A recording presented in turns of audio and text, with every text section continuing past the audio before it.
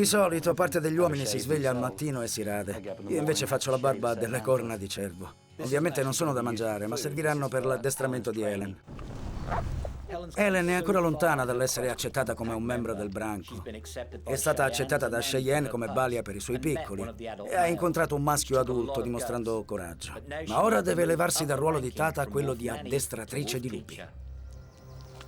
Impara a tenere le dita ripiegate quando arrivano e non ti succederà nulla, non ti strapperanno un dito. Ha detto che non mi strapperanno un dito. A volte Sean mi mette in guardia su queste cose molto importanti, sugli eventuali pericoli, ma senza darvi troppo peso.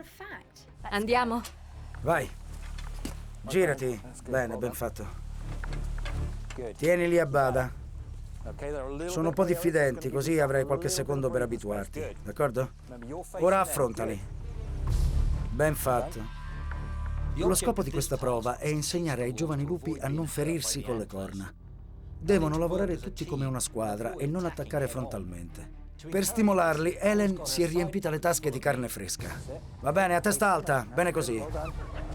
Sean, ho bisogno di aiuto. Vieni ad aiutarmi. Non hai bisogno di aiuto, devi solo calmarti. Faccio del mio meglio. Va tutto bene? Faccio del mio meglio. Ti ho detto qualcosa? No, ma so che vorresti. Bene, punzecchiala con le corna. Scusa, Simba. Così. No, non così, non scusarti, è un lupo. Sean sembra non capire che io ho paura di ferire i lupi. Lo so, tesoro. Non vuoi colpirla? Lo so. Deve imparare, no? È qui per questo. Vai.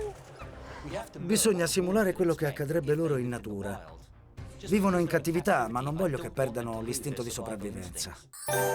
Questa non è la casa in cui pensavo di abitare. E questi non sono i vestiti che pensavo di indossare.